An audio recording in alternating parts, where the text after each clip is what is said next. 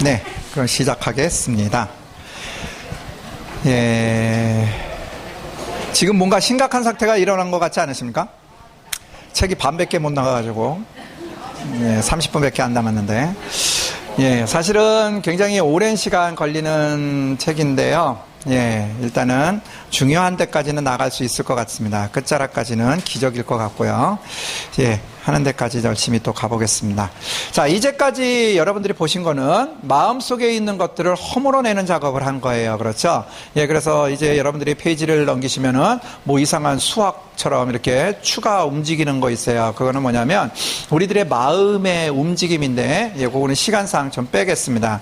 사실은 그냥 쉽게 이야기하자면 뭐냐면, 거절과 반항을 왔다 갔다 한다는 소리예요.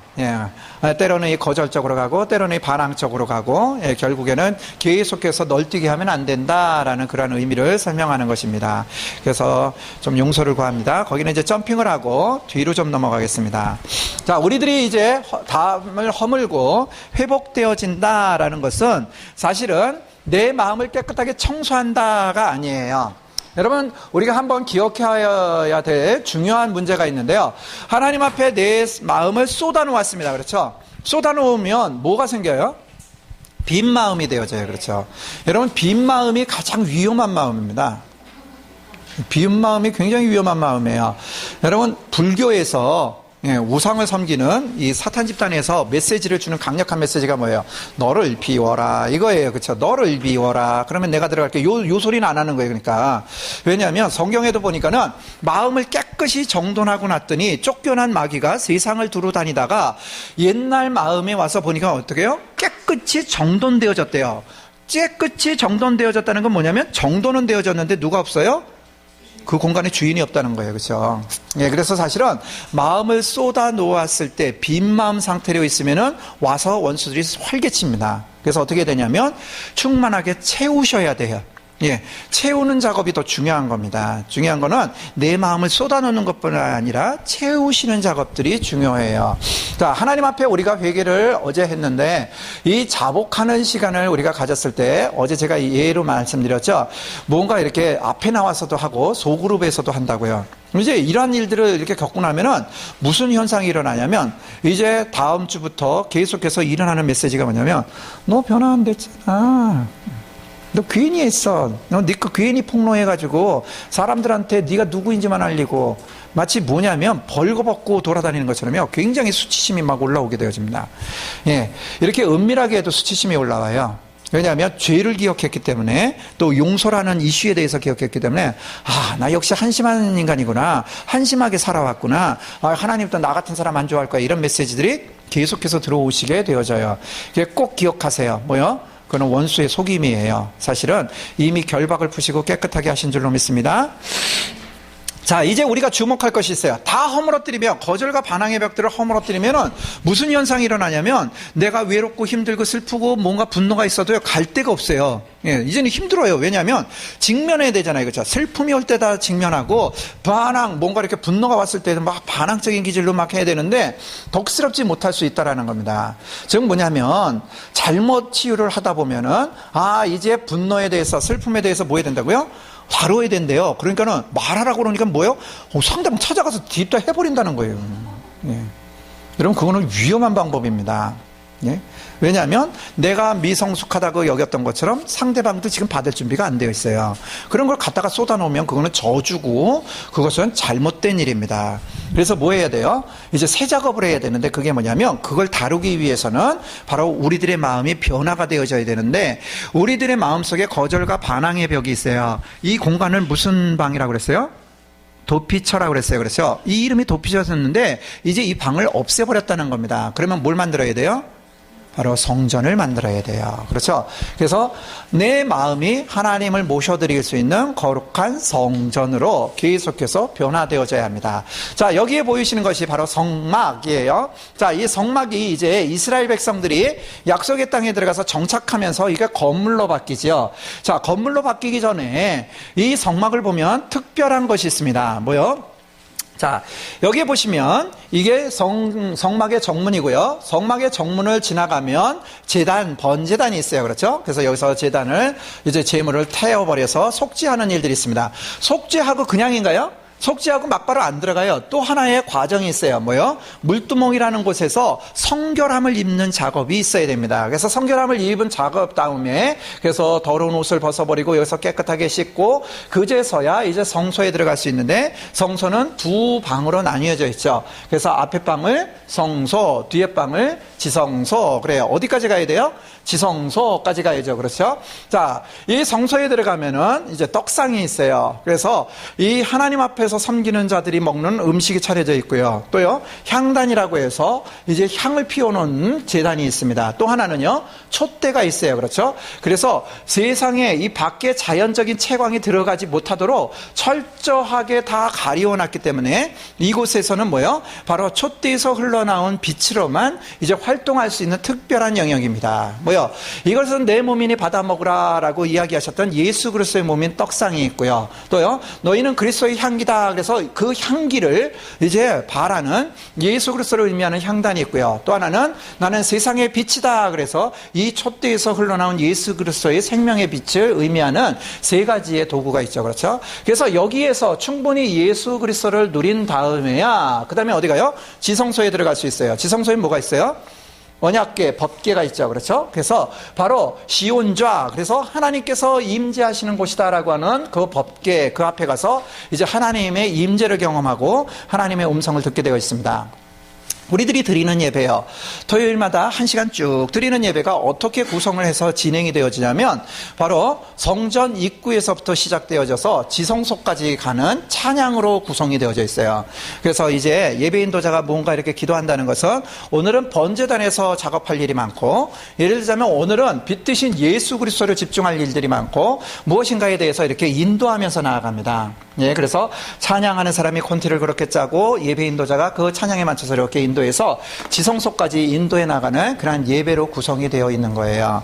자, 그런데 중요한 건 이제 그런 이야기가 더 중요한 것이 아니라 여기에 보면은 이 언약궤만 분해가 될 수 없어요. 왜냐, 언약궤는 이제 뜰채를 끼워서 장정 4사람이, 제사장 4사람이 어깨에 메고 항상 진행을 하게 되어져 있습니다. 그 이외의 모든 집기들은 다 분해가 되어져요.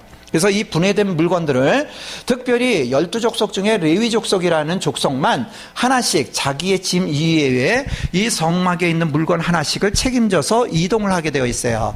그래서 이 불과 구름 기둥이 어느 곳에 가선가 멈춰서면 이제 성막, 성전을 지은 다음에야 이제 이스라엘 백성들이 동서남북으로 이제 진영을 이루어서 특별히 자기의 텐트를 이 성막을 향해서 출입구를 내어놓습니다. 네, 그래서 항상 모세가 여기에서 나와가지고 여호와의 말씀이니라 라고 외치면, 그러면 자기의 텐트에 누워있든 앉아있다가 그 소리가 들리면은 그냥 입구만 나와서 서면 뭐요? 그러면은 성전, 하나님을 향해서 서 있게끔 이러한 구조로 이 이스라엘 백성들이 40년간을 살았습니다. 자, 이제 불과 구름 기둥이 멈추고요, 여기에 머물자라고 선포되어지면 누가 먼저 달려와요? 레위 족속들이 먼저 달려와요. 제일 먼저 하는 작업이 뭘까요? 제일 먼저 하는 작업이 집을 짓기 위해서는 지경을 일단 구획을 그어야 되죠. 그렇죠? 그래서 제일 첫 번째 일어나는 일이 뭐냐면 울타리를 칩니다. 울타리를. 그래서 가로 얼마, 세로 얼마 해서 울타리를 딱 건설을 해요. 그러면 변화되어지는 게 한 가지가 있습니다. 그게 뭐예요? 이제 울타리가 치워지면, 울타리가 없었을 때는 이 밖의 땅과 이 안의 땅이 동일한 땅이었는데 울타리를 딱 치고 나니까요 갑자기 이름이 바뀌어요. 뭐라고요? 이 땅은 이방인의 뜰. 그래서 많은 사람들이 자유롭게 다닐 수 있어요. 그런데요, 이 땅은요 성소의 뜰. 그래서 거룩한 땅이라고 이름이 바뀌어져 버립니다. 자, 이름이 바뀌어졌어요. 이제 특별한 땅이 되어져 버렸어요. 여러분, 이 땅이 지금 변화가 됐나요? 울타리 치면 울퉁불퉁하던 게 평평해져요? 돌들이 갑자기 다 사라져버립니까? 그런 거 없어요. 그렇죠? 모양새는 똑같아요. 예전 모습이나 똑같아요. 그런데 이제 울타리를 치고 났더니 이름, 호칭이 다 변화되어져 버렸어요. 변화는 어디서 시작되어진다고요? 그래서 성경 말씀에 뭐라고 이야기하냐면 구별하여 드릴 때부터입니다.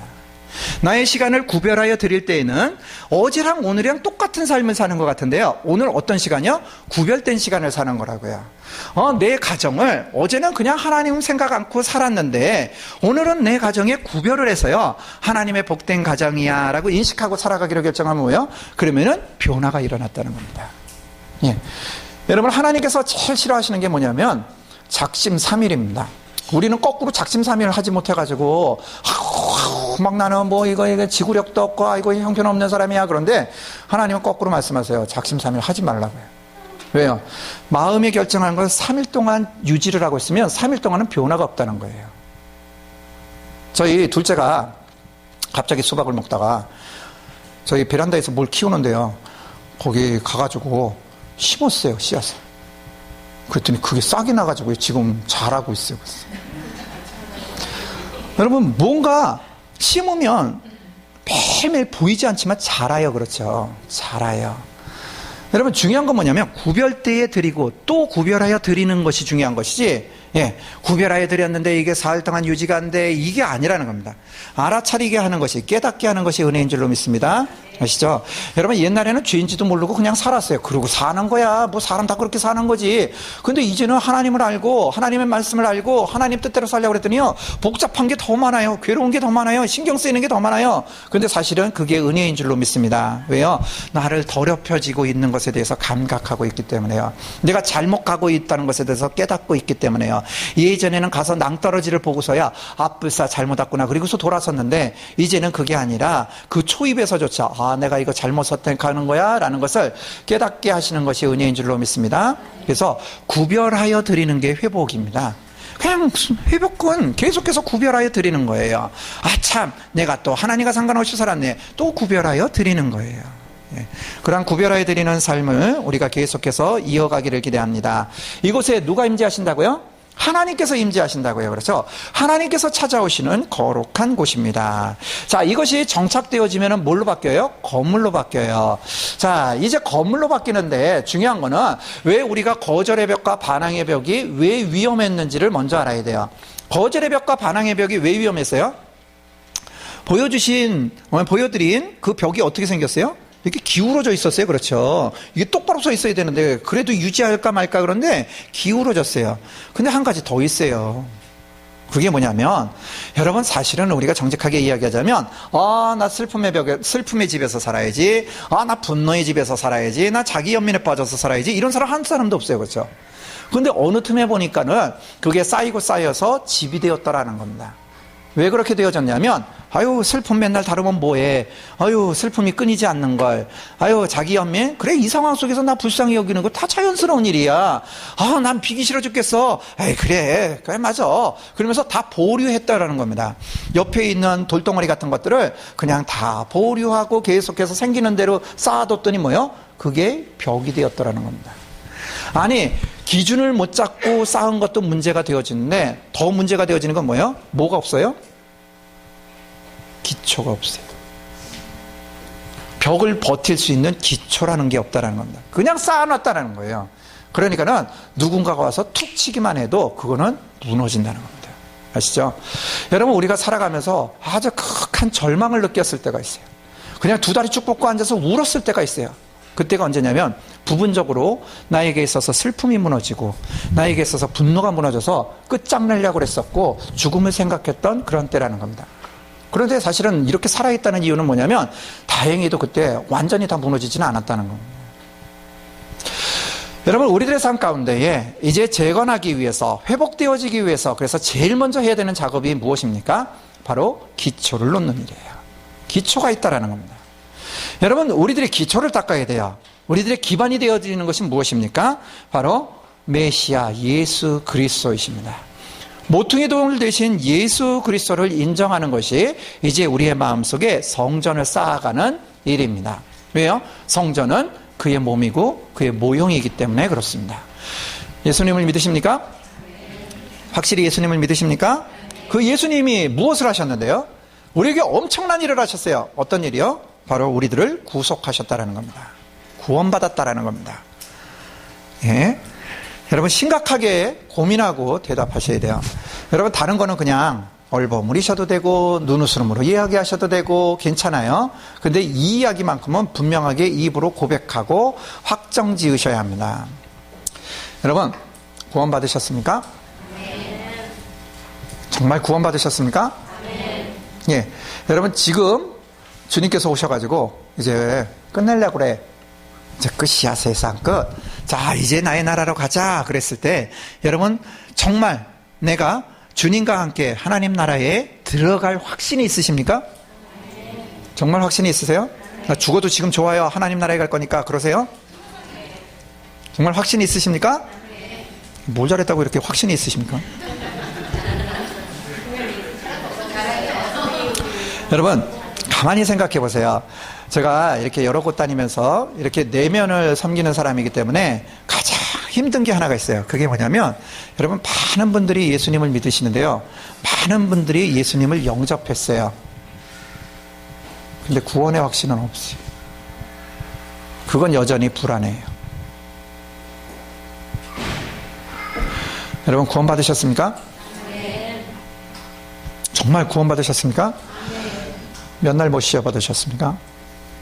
이제 이러면 구원파 되는 거예요. 네. 2단 되는 거 되게 쉬워요. 구원 받으셨습니까? 몇 날 몇 쉬어 받으셨냐고요? 응? 여러분, 구원파의 사람들이 진짜 와서 그렇게 전도합니다.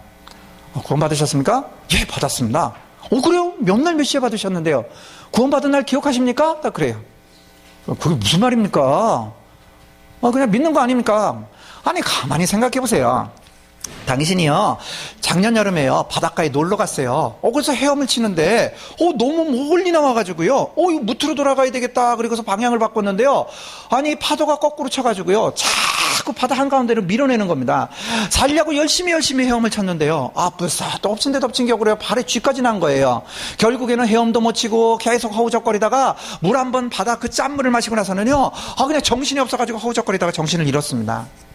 나중에 정신을 차리고 보니까요, 어떤 구조대원이요, 당신을 구원에다가요, 해변가에다 뉘어놓고요, 인공호흡해서 살렸대요. 그때 죽을 뻔했다고요. 그날을 당신이 평생 잊겠습니까? 못 잊죠, 그쵸? 아니, 육신이 죽을 뻔하다가 산 날도 제2의 생일로 지킬 판국에, 아니, 영원히 죽을 수밖에 없었던 나의 영혼이 구원을 받았는데, 영생을 얻었는데, 그날 모른다는 게 그게 말이나 됩니까, 그게?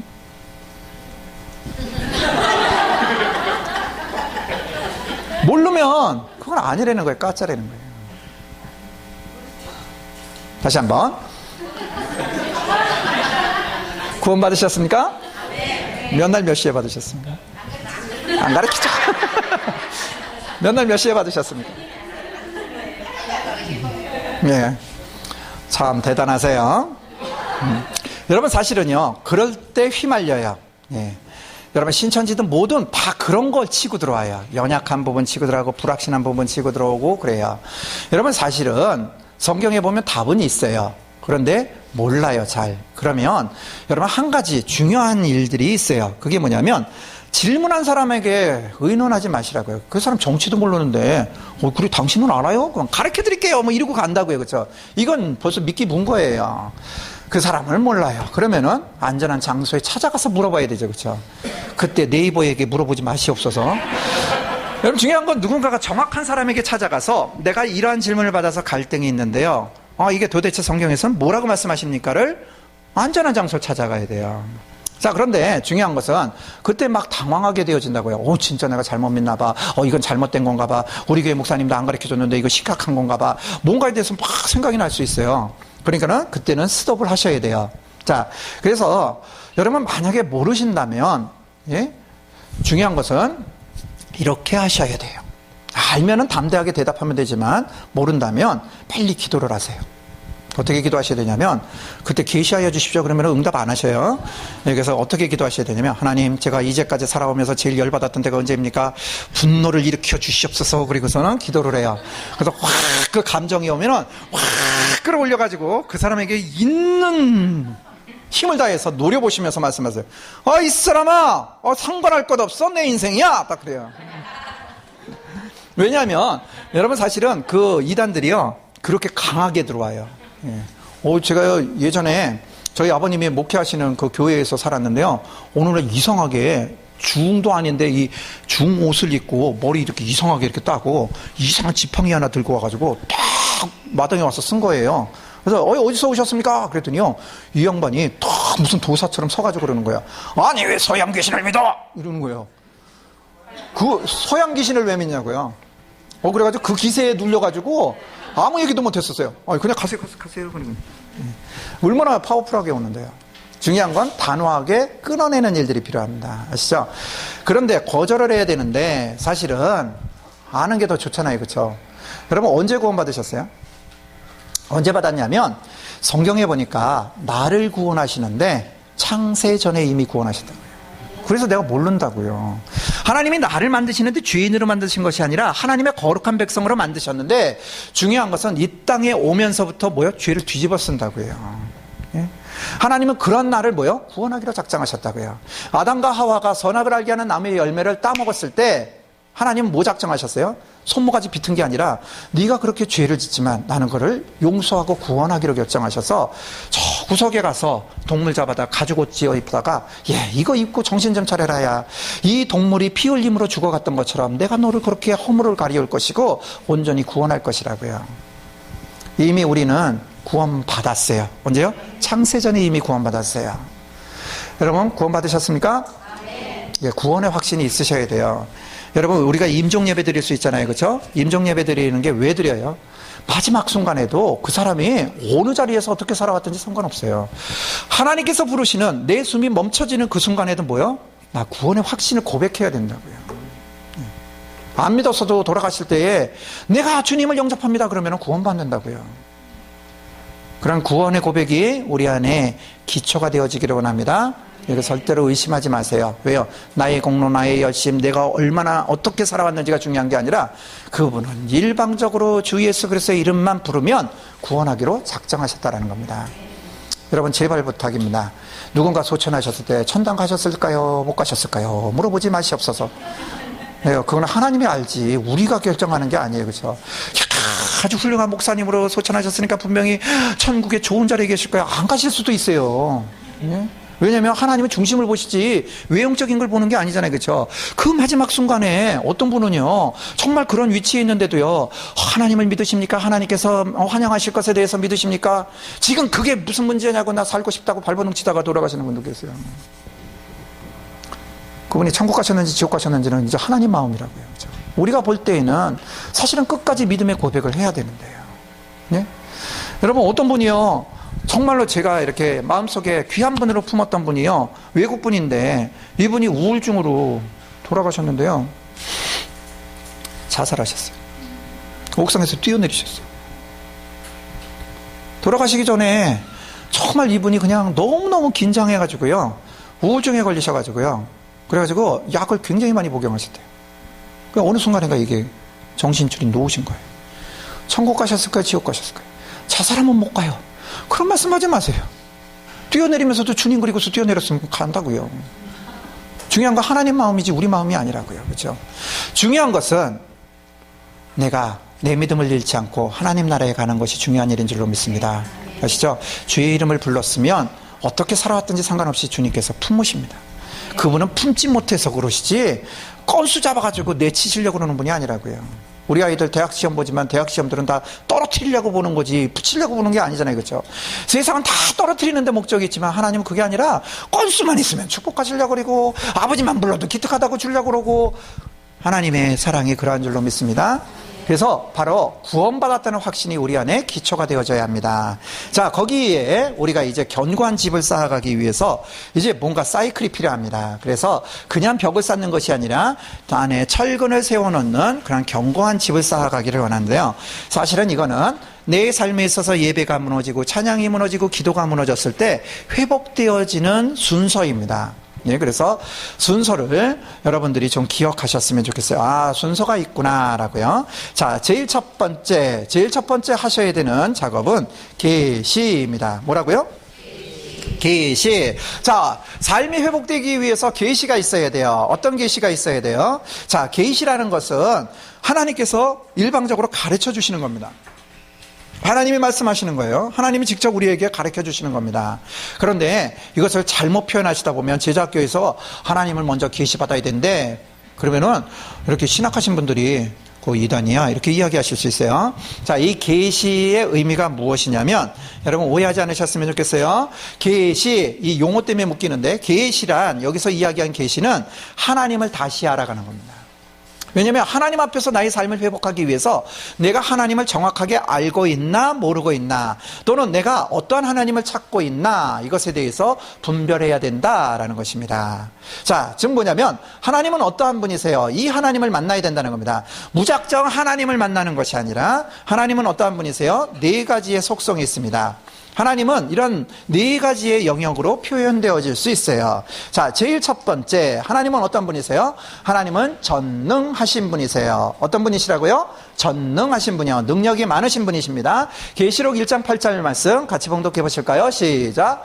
주 하나님이 가라사대 나는 알파와 오메가라. 이제도 있고 전에도 있었고 장차 올 자여 전능한 자라 하시더라. 아멘.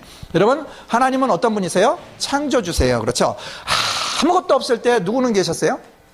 하나님은 계셨어요. 모든 게 다 없어져도 누구는 계세요? 하나님은 계세요. 그렇죠? 그러한 전능하신 분이십니다. 믿으십니까? 예. 여러분, 내 한계에 부딪혔어요. 내가 하고자 하는데 안 돼요. 그럴 때는 누구를 찾아야 돼요? 전능하신 하나님이요. 그냥 무작정 하나님이 아니라 전능하신 하나님이요. 하나님, 내가 전능하신 하나님을 믿습니다. 아시죠? 하나님은 이 세상에 없는 것들을 내가 구한다면 만들어서라도 주실 수 있는 그러한 능력자이십니다. 창조주이십니다. 내 기도를 들으십시오라고 그 하나님을 다시 만나기 시작해야 된다라는 것입니다. 자, 두 번째, 하나님은 어떤 분이세요? 하나님은 무소부지하신 분이세요. 하나님은 어디든지 계시는 분이세요. 자, 에레미야서 23장 24절 말씀 같이 봉독해 보실까요? 시작. 나 여호와가 말하노라. 사람이 내게 보이지 아니하려고 누가 자기를 은밀한 곳에 숨길 수 있겠느냐. 나 여호와가 말하노라. 나는 천지에 충만하지 아니하냐. 여러분, 하나님이 어디 계셔요? 이곳에 계셔요. 동의하세요? 예. 하나님이 여러분 집에도 계실까요? 여러분 타고 다니시는 자동차에도 계실까요? 네. 하나님이 화장실도 따라가실까요? 네. 냄새 난다고 안 나가세요. 네. 그 이야기 뭐냐면, 하나님을 만나기로 결정하면 어디서든지 만날 수 있다는 겁니다. 갑자기 외로움이 확 왔어요. 버려진 것 같아요. 사랑하는 사람들로부터 배신감을 느껴요. 그럴 때 뭐 해야 된다고요? 무소부지하신 하나님, 그 하나님을 찾아야 된다고요. 하나님, 나 이렇게 외로운데 여기 계시죠?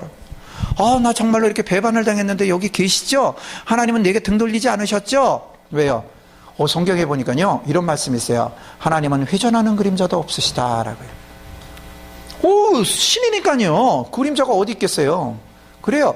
하나님은 그렇게 초월적인 것들을 표현하시기 위해서 하나님은 회전하는 그림자도 없으시다라고 이야기할 수 있어요. 그런데 그냥 그 문장 표현 그대로 받아들이자면 뭐예요? 하나님은요, 우리를 향하여서 이렇게 딱 쓰셨는데요, 이분이 한 번도 돌아서 본 적이 없는 거예요. 돌아서야 회전하는 그림자를 봤지, 그죠? 돌아서는 그림자를 못 봤다고 이야기하는 것은 하나님은 한결같이 불꽃 같은 눈동자로 나를 쳐다보셨다고요. 나를 주목하시는 분이시라고요. 내 곁을 떠나지 아니하시는 하나님이십니다. 그래서 하나님이 안 느껴질 때, 또 관계가 깨져서 나 홀로 버림받았다고 생각할 때 바로 먼저 찾아야 되는 게 뭐예요? 무소부지하신 하나님, 여기 계시죠? 나를 만나주세요 라고 기도하셔야 된다는 겁니다. 또 하나님은 어떤 분이세요? 하나님은 전지하신 분이세요. 하나님은 모든 것을 다 알고 계시는 분이십니다. 역대하 6장 30절 말씀 같이 봉독해 볼까요? 시작. 주는 계신 곳 하늘에서 들으시며 사유하시되 각 사람의 마음을 아시오니 그 모든 행위대로 갚으시옵소서. 주만 홀로 인생의 마음을 아심이니이다. 주님께서는 나의 안고 일어섬을 아세요. 그렇죠? 내 마음속에 소원을 두시고 행하시는 분이세요. 내 앞길에 어떤 것들이 펼쳐질지 알고 계시는 분이세요. 그러니까 뭐 해야 돼요? 내가 지금 불안하고 무슨 선택을 해야 될지 모르고 지금 전도여행을 가야 될지 말아야 될지 모를 때 뭐 해야 된다고요? 전지하신 하나님께 나아가야 된다고요. 하나님, 난 모르겠습니다. 이 상황에 이 판국에 내가 이거 다 집어치고 나아가야 됩니까? 목숨 걸어야 됩니까? 여기다가. 여러분, 뭔가에 대해서 궁금하시면 전지하신 하나님을 찾으셔야 된다라는 겁니다. 예, 그래서 그 하나님께 확답을 얻는 일들이 필요합니다. 마지막으로 하나님은 어떤 분이세요? 전인격적인 분이세요. 그분은 신이심에도 불구하고 인격이 있으십니다. 요한복음 13장 14절 말씀 같이 봉독해 보실까요? 시작. 내가 주와 또는 선생이 되어 너희 발을 씻겼으니 너희도 서로 발을 씻기는 것이 옳으니라. 아멘. 여기서는 내가 주와 또는 선생이 되어 라고 표현해요. 근데 사실은 이분은 누구세요? 하나님이세요. 그렇죠? 여러분, 하나님이 뭐 하셨다고요? 내 발을 씻기셨다고요. 그 하나님이 어디 계시다고요? 어디에 계세요? 내 발치에 계세요, 여러분. 나의 가장 연약한 곳. 손은 자주 씻는데 발은 씻지도 않고 방치하는 그곳에. 예, 가장 낮은 곳에 계시는 분이 하나님이십니다. 하나님을 찾아요. 구약의 하나님은 뭐요? 전능하신 하나님, 높고 높은 보좌에 계신 하나님을 찾는데, 신약의 하나님은 곁에 계신 하나님을 찾는데요. 이제는 그 주님께서 우리에게 말씀하시는 것은 하나님은 높고 높은 보좌에 버티고 앉아 계시는 분도 아니고 내 곁에 물끄러미에 그냥 멈추는 분이 아니시고 이제는 내 발치에서 너를 섬기는 하나님인 것에 대해서 보여주시려고 합니다. 여러분, 하나님의 은혜를 경험하려면 뭐 하셔야 돼요? 섬김을 받으셔야 돼요. 이상하게. 예? 섬김을 받으셔야 돼요. 여러분, 우리가 아주 이상하게요, 주님의 사랑을 흘려보내는 것은 내가 뭔가를 섬겨야 돼, 있든 없든 섬겨야 돼, 내가 먹고 싶고 내가 갖고 싶은 것도 다 포기하고 누군가에게 흘려보내야 돼, 막 이런 부담감이 있는데요. 여러분, 사실은 먼저 하셔야 되는 거는 누군가에게 섬김을 받아야 합니다. 섬김을 받아야 돼요. 누구에게요? 하나님께. 하나님께 섬김을 받아야 그래 뭔가를 줄 수 있는 게 있다고요. 섬김을 받는 우리들이 되어지기를 원합니다. 섬김 받으려면 뭐 해야 돼요? 요청을 많이 해야 돼요. 그렇죠?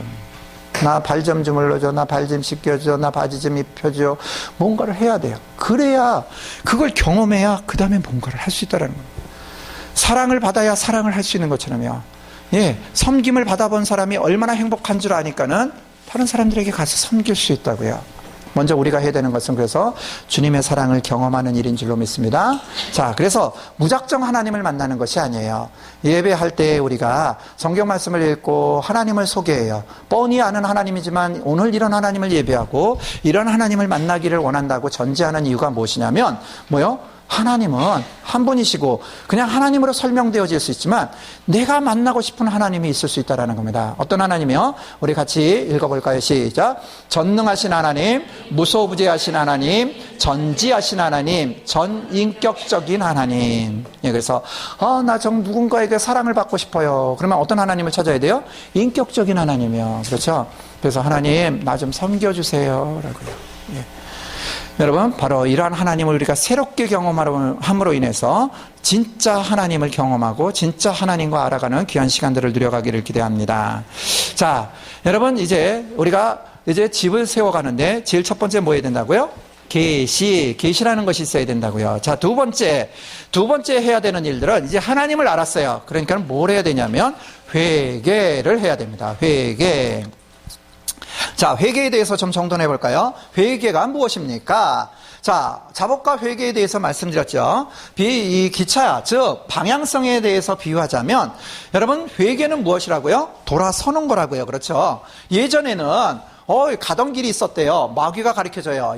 넌 사실 남쪽으로 가고 싶은 거 아니야? 이 남쪽이 어떤 곳이었어요? 죄의 길이었고 죽음의 길이었어요. 그렇죠? 그런데 회개했던 삶이라는 건 뭐냐면 완전히 돌아서서 이제는 영생의 길로, 생명의 길로 하나님 나라로 가는 그러한 삶입니다. 그렇죠? 그래서 돌아섰다, 리턴했다라는 것이에요. 회심했다, 완전히 돌아섰다라는 거예요. 그래서 이제 삶이 돌아서는 게 진짜 회개다라는 것입니다. 자, 회개에서 삶이 돌아섰어요. 그렇죠? 완전히 돌아섰는데 원수들이 포기할까요? 계속해서 집요하게 물고 늘어질까요? 물고 늘어져요. 그렇죠. 어떤 방법으로 할까요? 사실은 저 기차는 내 인생의 기차이기 때문에 함부로 걔네들이 내 핸들을 뺏어서 돌릴 수는 없어요. 근데 돌리게 해요. 어떻게 해요? 바로 이 기차에 편승해서 바로 세 가지 스타일로 우리들을 살아가게 만듭니다. 자, 우리가 기차를 탈 때 기관차에 따라서 저거요 KTX예요. 저거요 뭐 우등이에요. 뭔가가 있어요. 그렇죠? 그런 것처럼 우리의 인생에 있어서 저 세 가지 타입이 있을 수 있습니다. 기관차가 어떤 거냐에 따라서 타입이 달라진다는 겁니다.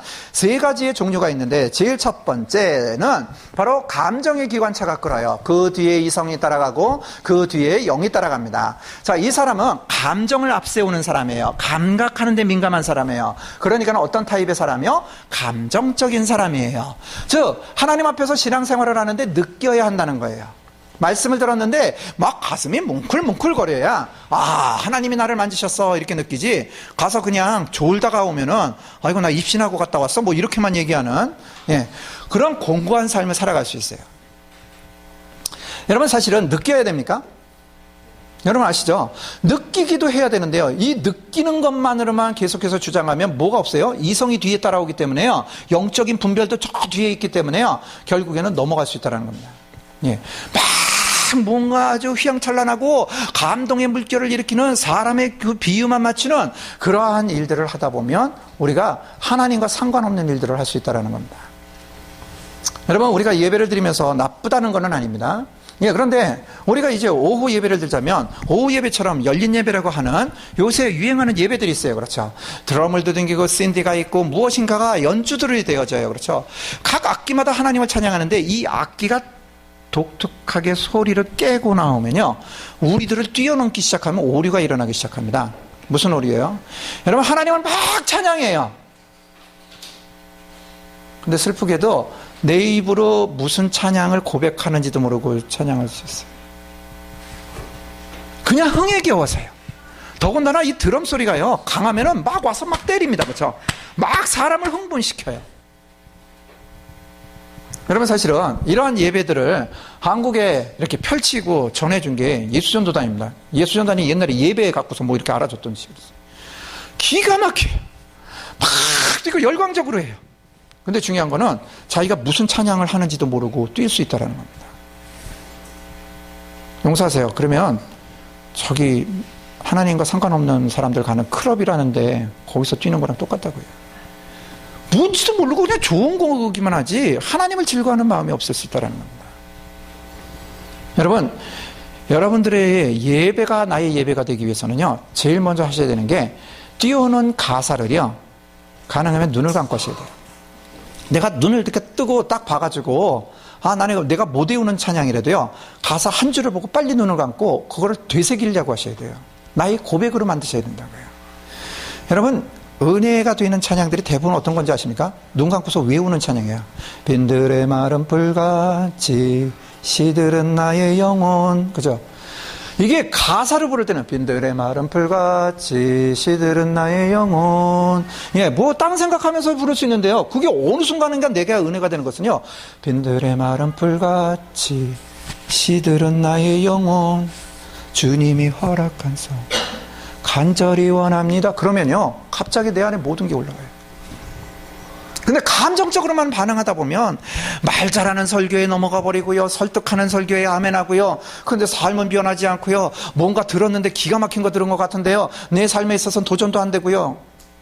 그런 문제라는 거죠. 이게 감정적인 사람입니다.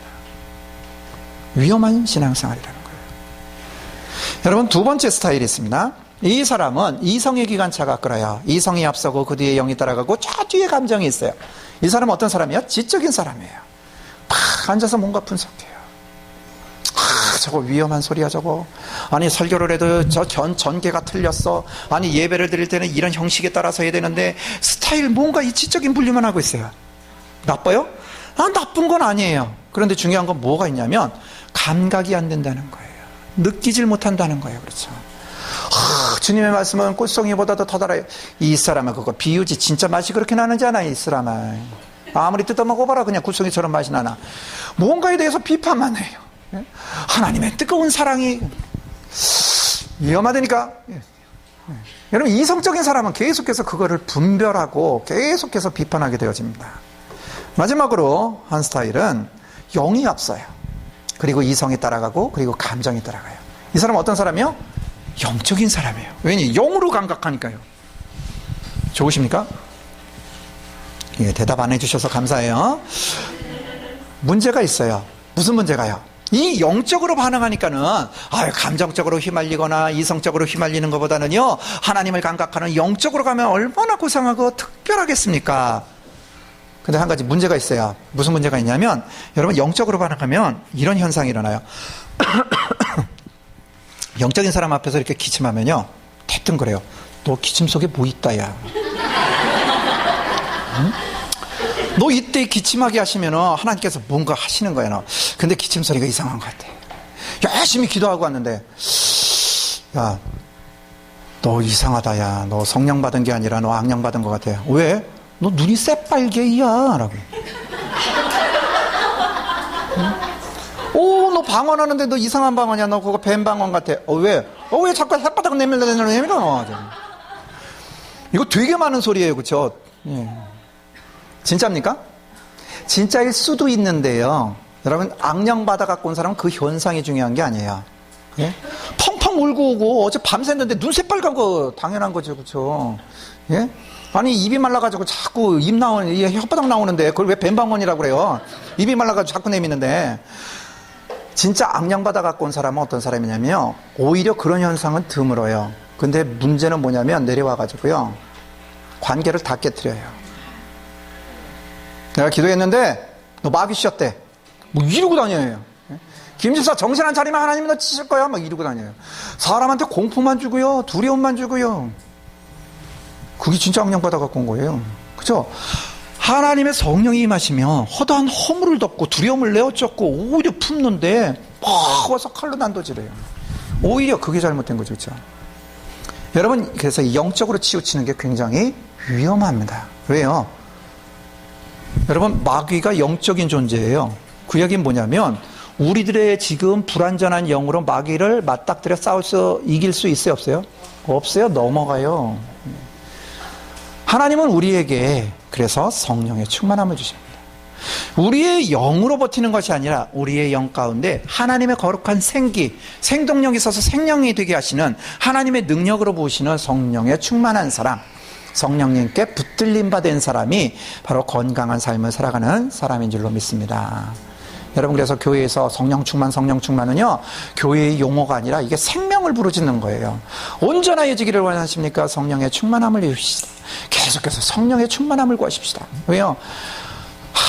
아무도 온전한 사람이 없어요. 왜 온전치 않냐면, 여러분, 물컵에 물이 가득히 담겨져 있으면 더 부을 곳이 없어요. 그렇죠? 그런데 이게 조금만 줄어도요, 이물질을 갖다 부으면 섞인다고요. 그렇죠? 기회를 안 주는 것이 충만함이에요. 그런데 조금만 비면 와서 붙는다고요. 부정물 갖다 들이붓고, 부정적인 생각 갖다 들이붓고, 옛날 습관 갖다 들이붓고, 그러면 은혜 받은 게 온통 헛것처럼 여겨지는 오류가 일어난다는 겁니다. 우리가 여전히 성령의 충만함에 애쓰기를 원합니다. 그렇죠? 이제 뭔가 인생에 오류가 일어나면 뭐요? 내가 심각한 것이 아니라, 내 안에 또 빈 곳이 생겼구나. 주님 충만함으로 채우십시오라고요. 자, 여러분, 그 회개가 우리 안에 있어야 합니다. 자, 그렇다면 여러분, 죄는 뭐예요? 죄는 내가 행위한 것이 죄인 것이 아니라, 행동한 것이 죄인 것이 아니라, 중요한 것은 하나님과 상관없이 사는 게 죄입니다. 즉, 하나님을 거절한 게 죄예요. 즉 뭐예요? 우리가 거절의 벽, 반항의 벽을 배웠지만, 거절의 벽, 반항의 벽이 뭐예요? 바로 이 거절의 벽, 반항의 벽이 죄라고요. 예? 특별히 이 거절의 벽, 반항의 벽이 왜 문제가 되어지냐면, 거절의 벽을 쌓음으로 인해서 뭐였어요? 에너지가 없으니까 하나님을 안 믿었어요. 그렇죠? 그래서 불신이라는 것을 만들어낸 거절의 벽, 즉 뭐냐면 뭔가 슬픔, 자기 연민, 자기 증오, 우울, 무관심, 이러한 현상들을 우리가 얘기했는데, 이러한 모든 요소로 인해서 궁극적으로 짓게 되어지는 죄가 뭐라고요? 하나님을 믿지 못하게 되어지는 거라고요. 많은 것들을 잃어버렸으니까 하나님은 주신다고 하면서도 사실은 다 빼앗아 가시는 분이세요. 믿을 수가 없어요. 그리고 주저앉게 되어지는 하나님을 향한 불신이 죄입니다. 그럼 반항은 어떨까요? 적개심이 있고 자만심이 있고 여러분 그러한 행동을 또 우월감에 사로잡혀가지고 사람과 경쟁하는 삶을 살고요. 망상 속에 빠져가지고 그렇게 헤매이는 그러한 삶을 살게 되어지면 하나님에 대해서 어떤 거절이 있어요?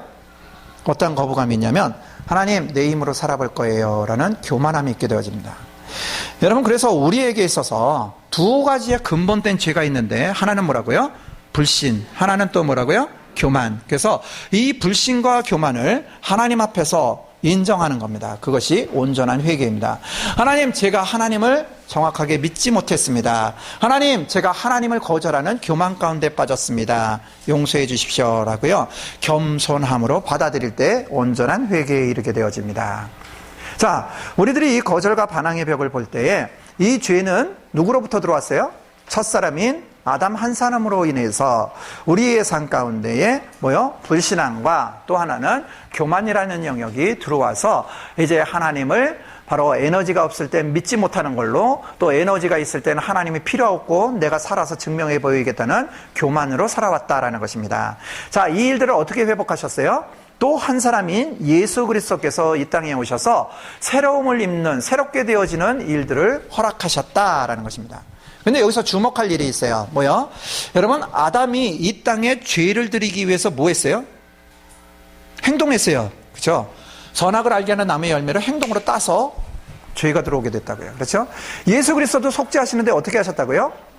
예, 말씀으로 하지 아니하시고 친히 육신을 나무에다가 못 박음으로 인해서 달리심으로 인해서 우리의 죄를 처리하셨다라는 겁니다. 즉 뭐냐면 죄를 처리하는 것은 입술로만 끝나는 것이 아니라 뭐 해야 된다고요? 실제적인 행동이 따라와야 된다고요. 그렇죠? 그래서 자복하는 삶을 뛰어넘어서 이제는 뭐 해야 된다고요?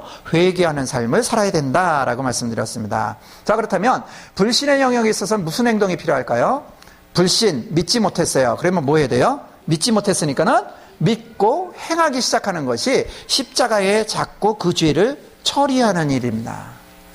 믿지 못했으면 이제는 믿고 그대로 살아가기 시작하는 것이 진짜 회개하는 삶이라는 것입니다. 하나님이 하실 거예요. 하나님이 나의 자녀를 책임지실 거예요. 나의 길을 시온의 대로로 하나님의 축복으로 계속해서 인도하실 거예요. 내가 믿어요. 그리고 걸어가는 실제 삶이 필요하다는 겁니다. 자, 교만의 영역에 있어서는 뭐가 필요해요? 하나님 필요 없어요. 그러니까 뭐 해야 돼요? 이제는 그것에 대해서 내가 하나님을 필요로 여기지 않았어요. 겸손히 고백하고 다시 주님 앞에 나아가 서는 길입니다.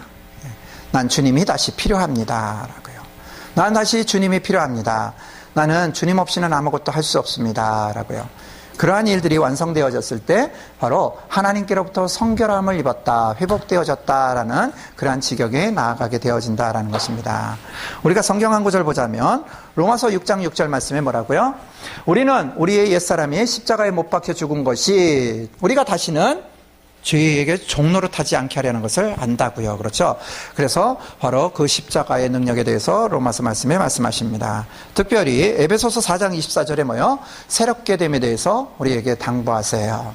여러분, 새롭게 되어지는 일들은 언제 일어나는 거예요? 뭐가 축복이라고요? 작심 3일이 축복이라고요?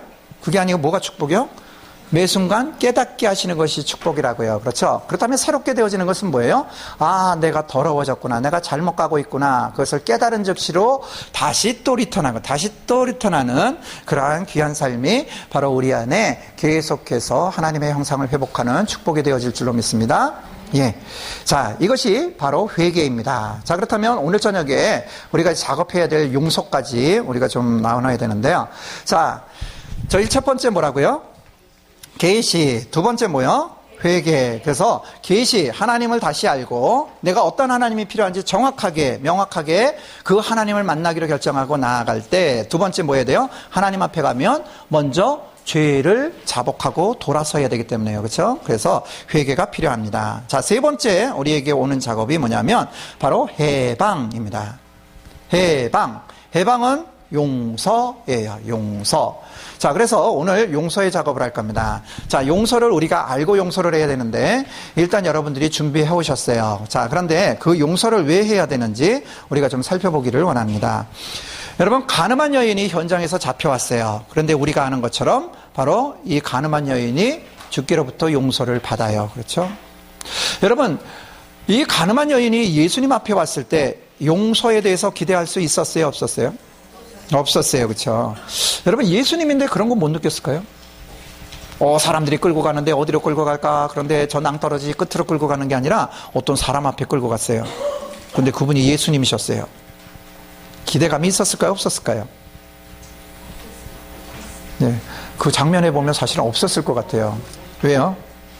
예수님이 이 여인이 끌고 갔는데 예수님이 뭐 하고 계셨어요? 땅바닥에 낙서하고 계셨어요, 그렇죠?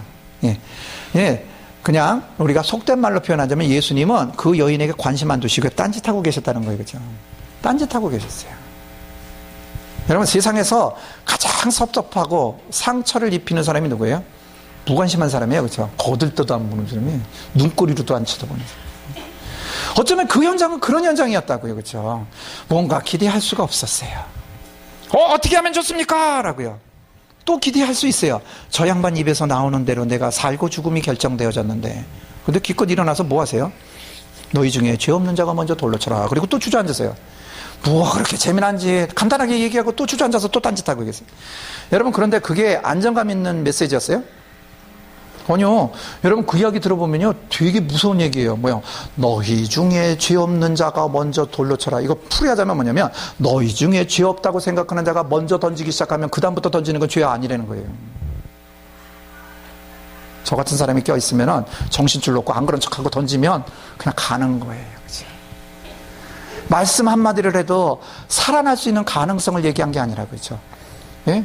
너희가 자신이 생각하기를 죄가 없다고 생각하는 자신 있는 사람만 던져라 그러면은 그냥 한두 대 맞고 살아날 수도 있는데요. 너희 중에 죄 없는 자가 먼저 돌로 쳐라. 죽을 수밖에 없다고요. 용납이 없다고요. 근데 거기서 기적이 일어났어요. 우리가 아는 것처럼 다 돌멩이를 놓고 뿔뿔이 흩어지는 거예요. 이 여인이 살아났어요. 근데 기적은 그거보다 더 큰 기적이 있었어요. 그게 뭐냐면 여인이 다 갔는데 안 떠난다는 겁니다. 여러분, 죄 지으면 벌을 받을 자리에 있다가 아이고 벌 줄 사람도 떠나가고 주변에 구경꾼도 다 떠나가면 뭐합니까? 도망가는 게 우리 특기인데요, 그렇죠? 근데 그 여자가 도망을 한 거예요. 오히려 거기 그냥 얼어붙은 듯이 서 있어요. 예수님이 다시 일어나서 물어보시죠. 너에게 돌을 던지려고 했던 사람들이 다 어디 갔니? 가고 없습니다. 그렇게 물어봐요. 가고 없습니다. 그러니까는 예수님이 일어나셔서 이제 마지막 말씀하세요. 뭐라고요? 나도 너를 정죄하지 않을 것이다. 그 여인이 왜 안 떠났을까요? 끝장내려고요. 여러분, 용서는 무엇인가 잘못된 것을 끝장내는 작업입니다. 편한 게 아니에요. 마음 편하려고 그러는 게 아니라 내가 어딘가 붙들려 가서 참소를 당하고 손가락질을 당하고 돌 맞아 죽을 것 같은 그 상황들을 끝장내는 거예요.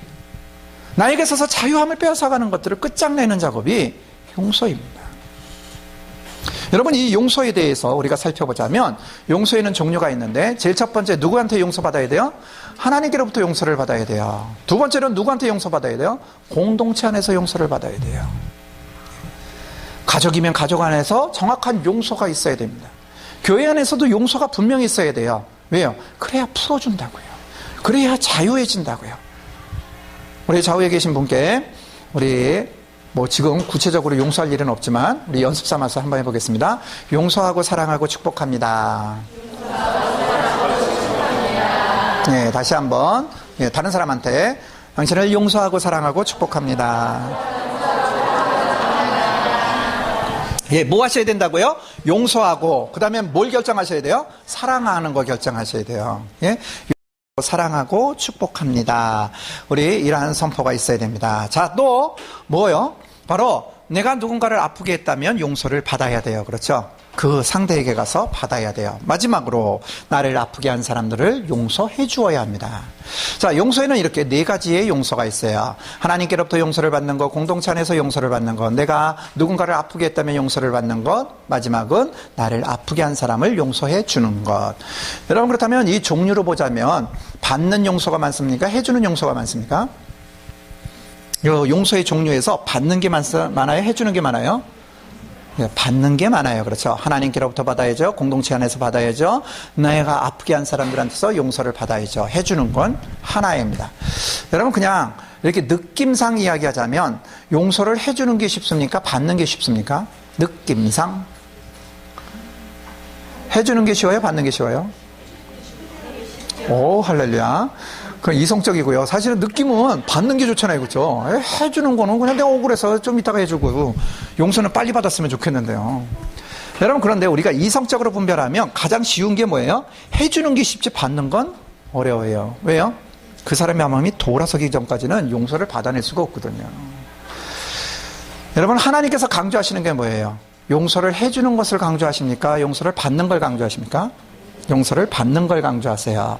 자, 그 말씀이 바로 성경에 있습니다. 마태복음 18장 21절 22절 말씀, 우리 앞에 있는 말씀 같이 봉독해 보실까요? 시작. 그때 베드로가 나와 가로되 주여, 형제가 내게 죄를 범하면 몇 번이나 용서하여 주리이까? 7번까지 하오리이까? 예수께서 가라사대 내게 이르노니 7번뿐 아니라 70번씩 7번이라도 할지니라. 여기서 보면 베드로의 독특한 들이대는 기법이 나오죠. 그렇죠? 예, 절대로 가만히 못 있는 성격이요. 예, 배 타고 밤바다 건너가는데 이 바다 위를 걸어오신 예수님 보고 들이대잖아요. 혼자서. 그렇죠? 주님이시여 그동안 오라소서. 그래서 무리를 걸어본 그런 경험들을 해요. 여러분, 이 베드로가 용서에 대해서 묻는데 뭔가가 물어요. 어떻게 해요? 주님, 용서를 하면 몇 번이나 용서해야 되겠습니까? 멈춰야 되는데 자기 아이디어를 또 얘기해요. 예, 7번이면 되겠습니까? 라고요. 왜요? 유대인들은 몇 번 용서하게 되어 있어요? 3번. 예. 3세번이에요. 그렇죠. 그래서 3번을 용서하게 되어 있어요. 그런데 베드로가 용서를 몇 번 하면 좋겠습니까? 그러면서 멈추질 않고 뭔가 계산이 있었어요. 예수님 스타일로 예수님 그릇이 되고자 해서 뭔가 계산을 해요. 3번이라고는 안 그러실 거야. 그러면 3번에 100번은 6번. 6자는 숫자가 안 좋아. 하나 더 하니까 이거 완벽한 숫자네. 뭐 이런 거 있나 봐요. 그렇죠. 그래서 숫자를 찾아낸 게 있었어요. 그게 7번이라는 거예요. 베드로는 뭐예요? 사실은 예수님보다 이렇게 매일 용서에 대해서 기대를 했어요. 그런데 사실은 예수님은 몇 번 용서하라고요? 70번씩 7번이요. 여러분, 여기에 숫자를 우리가 좀 주목하기를 원하는데 3번, 7번, 70번씩 7번 왜 이야기하실까요? 너는 살면서 크게 3번 용서할 거다. 너는 그래도 좀 연약하니까 7번쯤은 해야 된다. 넌 형편없으니까 7번 해. 뭐 이런 거 있으세요? 아니요. 여러분, 용서를 하는 데 있어서 이 숫자가 갖고 있는 의미는 뭐냐면 한 가지를 용서하는데 반복의 의미가 있습니다. 예. 여러분, 용서의 대상들은 쉽게 안 돼요. 그렇죠? 내가 용서해야 되겠어? 여러분들이 준비해 갖고 오시는 종이에 써 있는 사람들은요, 쉽게 용서가 안 되는 사람들이에요. 심지어는 어떻게 헷갈리기까지 하냐면 용서 안 했나 봐. 또 생각나는 거 보니까 아유 주님 막 회개하고 막 회개가 다 절로 나가고 그래요. 그런데 평안하시옵소서. 왜냐하면 한 가지를 용서하는데 그 한 가지를 용서를 완성하려면 어떤 사건은 3번에 끝날 수 있는데 어떤 거는 70번씩 7번 생각날 때마다 자꾸 반복해야 된다. 여러분, 상처로 치자면요, 누군가가 와서 핥혔어요. 근데 살점이 그냥 푹 패인 거예요. 깊은 상처가 났어요. 그러면 한 번 약 바르면 끝납니까? 새살이 갑자기 확 돋아올라요? 그게 아니죠. 그렇죠? 며칠 동안 계속해서 약을 발라야 돼요. 그래야 새살이 돋고 평평하게 아물어져요. 내 마음을 누군가가 그렇게 쥐뜯고 핥혔다면 뭐 해야 돼요? 그 시간이 걸린다고요. 어떤 때는 그냥 가벼운 상처이기 때문에 3번 정도 용서합니다. 그러면은 뭔가. 근데 어떤 거는요, 끊임없이 해야 돼요. 이게 끝장이 안 나는 것 같은 용서가 있어요. 근데 중요한 건 하라고요.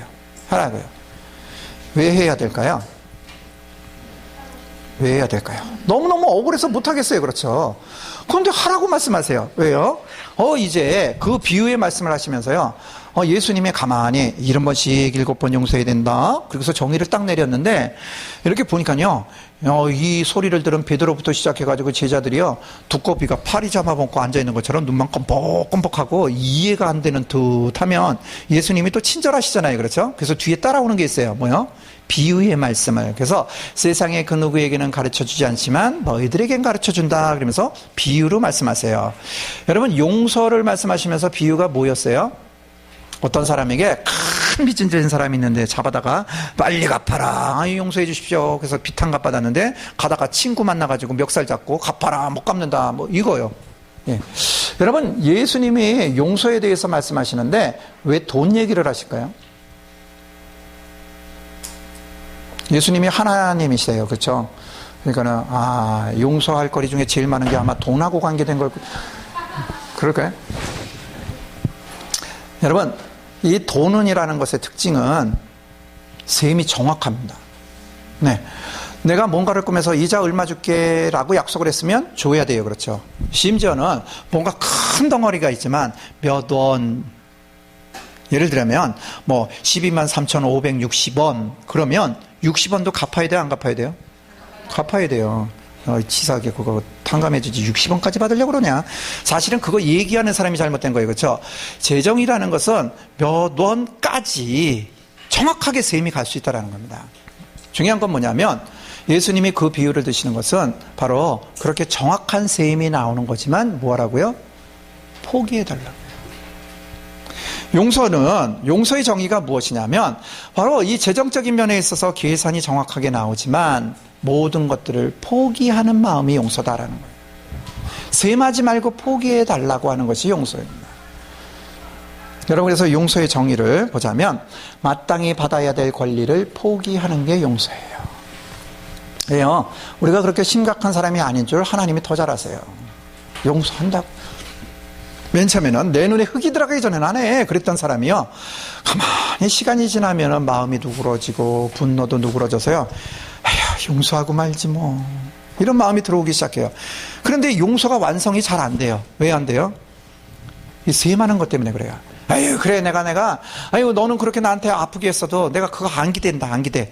그냥 나한테 와서 미안하다는 말 한마디만 해. 근데 이 인간이 안 해요. 그래서 용서가 안 돼요. 아유, 그래, 너는 말 잘못하는 거 알아. 그런 표현들 잘못하고 사니까, 그러면 나랑 눈만 마주치면은 미안한 척이라도 해라, 좀. 근데 미안한 표정도 안 지어요. 그래서 뒤집어진다. 우리가 용서를 못하는 건 정말 그 본보기로 뭔가 억하심정이 있어서 붙들고 내 팔자 피려고 그러는 게 아니라요. 용서하려고 그러는데 좀 말 좀 하지. 미안한 표정이라도 짓지. 아니 그렇게 행동이라도 좀 추스리면 아유 내가 더 이상 그 마음 안 붙들 텐데 안 해요. 근데 그 마음을 주님이 모르시는지요. 그 마음 포기해달라고 그러시는 거예요. 그게 용서래요. 왜일까요? 왜 이렇게 들이대실까요? 힘든데. 그래서 그 이유를 좀 보겠습니다. 불 좀 꺼주시겠어요? 불을 다 끄셔야 돼요. 앞에도 뒤에도. 자, 이제 우리가 하나님을 믿는 사람들입니다. 그러시죠? 예, 하나님을 믿으려면 중요한 게 뭐예요? 순종이에요. 자, 그래서 얼마나 순종하시는지 우리가 이제 순종 테스트를 하겠습니다. 자, 앞에 보시는 그림이 있어요. 무슨 그림인지 상관없어요. 자, 이제 이 그림을 보시는데 순종하셔야 돼요. 어떻게 순종하시냐면 여기에 점이 4개가 있잖아요. 그렇죠? 이 4개의 점 중에 하나만 고르시는 겁니다. 위에 걸 고르든 밑에 걸 고르든 중간 걸 고르든 하나만 고르고 여기를 뚫어져라 쳐다보시는 거예요. 제가 30을 셀 겁니다. 30을 세는 동안 뚫어져라 쳐다만 보고 계시면 돼요. 예, 이거 바라보시다가 이거 뭐야 하트야, 이건 뭐야 배 뒤집어놨네, 이거 뭐야 TSF야, 이건 무슨 뭘 의미하지? 왔다 갔다 하지 마세요. 그냥 죽어라 하고 여기만 쳐다보시면 됩니다. 그러면 30을 센 다음에 여러분들이 얼마나 순종하셨는지 이제 평가가 되어져요. 자, 준비되셨죠? 점 하나 고르셨습니다. 자, 이제 시작하겠어요. 시작. 하나, 둘, 셋, 넷, 다섯, 여섯, 일곱, 여덟, 아홉, 열, 열하나, 열둘, 열셋, 열넷, 열다섯, 열여섯, 열일곱, 18, 19, 20, 21, 22, 23, 24, 25, 26, 27, 28, 29, 30. 이제 눈 아프시죠? 눈 깜빡깜빡 좀 해보세요. 자, 그리고 앞에 보시겠습니다. 뭐가 보이세요? 보이세요? 예, 할렐루야. 안 보이시면 기도가 부족해서 그래요. 자, 불 좀 켜주시겠습니다. 예수님 보이세요? 예. 여러분, 사실은 이제 앞에만 안 보시고요. 옆에 하얀 벽 보이세요? 보여요? 예, 이제는 바라보는 곳이 다 예수님으로 보여요. 자, 드디어 여러분 예수님을 보셨습니다. 이제 졸업하셔도 됩니다. 예. 여러분, 사실은 어떤 그림이었냐면, 이 알 수 없는 그림이었어요. 그렇죠? 근데 무턱대고 시키는 대로 하셨어요. 누군가를 봤다고요. 그렇죠? 이게 무슨 원칙이냐면, 바라봄의 원칙이에요. 따라 한번 해보세요. 바라봄의 원칙. 다시 한번, 바라봄의 원칙. 예. 여러분, 우리가 이 바라봄의 원칙이 작용을 해요. 예. 여러분, 사람을 만났을 때 첫인상이라는 거 있어요. 그렇죠? 아이고, 엄마가 보기에, 안 돼. 예, 뭔가 있어요. 그렇죠? 이렇게 볼 때 평가가 일어나요. 알지도 못하는데 어떤 사람은 아주 재수가 없는 사람이 있고 어떤 사람은 가서 그냥 말 좀 붙여보고 싶은 사람이 있고 그래요. 그게 왜 그래요? 여러분 아세요? 그게 내 안에 삶에 영향력을 준 이미지예요. 누군가를 봤을 때 참 무섭겠다.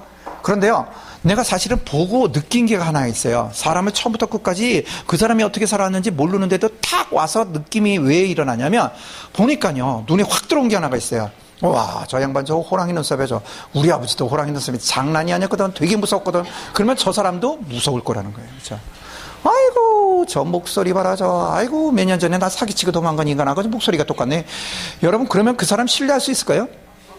여러분 아세요? 그게 목사님이면 큰일 나요. 은혜 하나도 안 돼요. 세계적인 목사님이라 할지라도 그 목소리가 거슬려가지고 은혜 하나도 안 돼요. 다 사기치는 것 같지. 누구 탓? 내 탓이에요. 왜요? 여러분 사실은 우리들의 마음속에 뭐가 하나 작용을 해요. 그게 뭐냐면 지금 용서의 영역은 죄를 다루는 것입니다. 죄는 두 가지의 영역이 있어요. 어떤 죄? 내가 행한 죄와 내게 행해진 죄.